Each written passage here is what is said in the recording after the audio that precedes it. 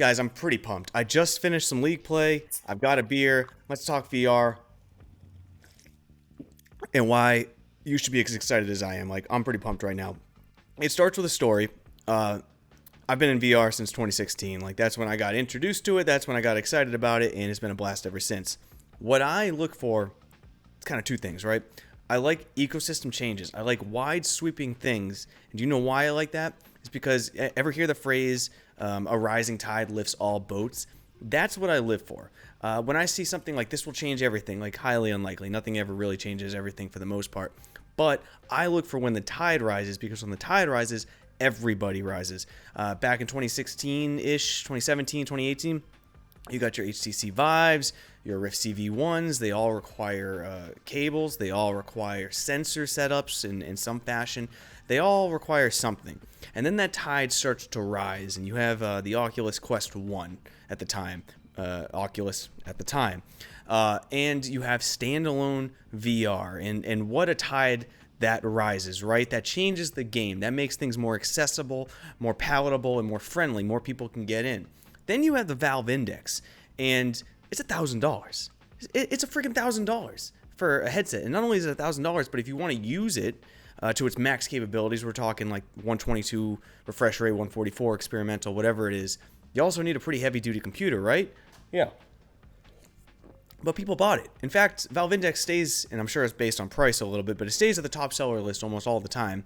They still are selling. It's going amazing. And to me, there's another tide rising. Like, we've proven that high-end VR also has a place. Then the Quest 2 comes, and you got pass-through cameras that are working very well. You have hand tracking that wasn't even a core feature. It wasn't even like a selling point when the Quest was alive, and it's now like a core feature to a degree. I might be embellishing a little bit on that one. Check me in the comments, please. But these tides are rising, right? Then you look at the Cambria, and my excitement for it is there. I've made a video on it. You guys gave me some great comments, and that was my first video back. Thank you again for that. But the one thing I was always concerned about when I see that is, yes, that is rising Meta's tide, right? But I don't know if it's rising all of VR's.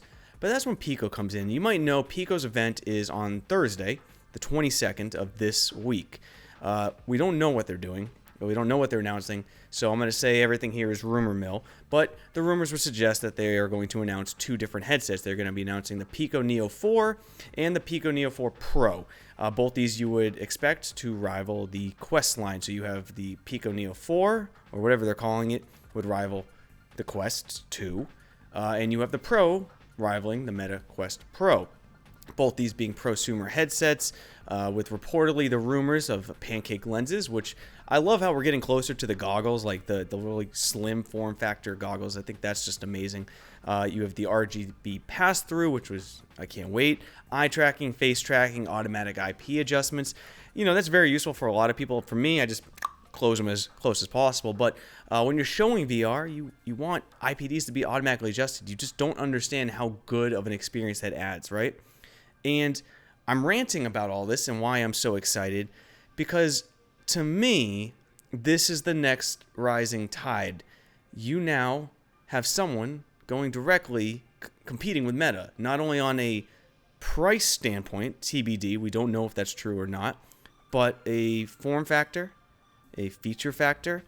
And I'm not saying that the Pico is going to blow the Quest out the water. In fact, we don't even know if they're going to have North America launches. For all the rumor mills is that it is initially not going to be a North America launch on Thursday, but there'll be pre-orders for both the Pico 4 and the Pico 4 Pro, and then maybe an announcement for when North America orders can go through. So that's all interesting. In fact, we don't know what kind of software they're going to have. We don't know if people will end up actually buying their games a second time, if you need to buy them for the Pico platform. A lot of unknowns. Doesn't matter. Do not care if it does well or if it does poorly. I will say, though, if it had native TikTok integration, oh my lord, I gotta drink to that one. If you could record on it and it would automatically crop it for TikTok and it'll look good and you could upload it quickly, that's an amazing sell. They'll do so well with that, and I hope that pushes everyone else to realize that content generation is key. We cannot change people's perception of VR because, in fact, until they get inside of it, it's impossible to convey. But if you get beat with it all the time on an algorithm, and it just comes up and comes up and comes up, eventually you'll cave in and try it, or check it out. But either way, to me, this is different than I've ever felt in VR before. For the first time in ever. I mean, you think about it. The CV1 really wasn't competing too much with the HTC Vive or the G2 or the G1, whatever the first one was. They all were learning. They were all figuring out VR and getting their legs and everything like that. The Valve Index isn't really competing with them either. They're all their own ecosystems, and they all provide different experiences. Then you have the Quest line, and in reality, they're competing with nobody. But finally, it just seems like we have an ecosystem. You have the PSVR 2 coming, the Pico headsets, MetaQuest Pro. It's starting to shape itself. It's starting to become more real. Is anything going to change in the next year or two? TBD. I still think we're at a severe software scarcity. I'll say that. But we're at a point where I'm feeling like we're at a console generation. There's different people talking. I'm going to end the video. I know I'm rambling right now. Pay attention to Thursday. I think it's going to be a big deal, regardless if the headset's for you or not. We really are entering this era where we've proven that people will pay high dollar for headsets, that we can have all the features in them, high-end standalone.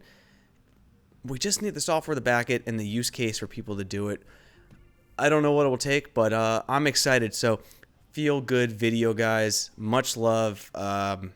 I just wanted to get this out before the Pico event, because in reality, I will not be able to watch that. I'll be on a plane. So, yeah, I'm excited, guys. See you next time, Space Cowboys. Cheers.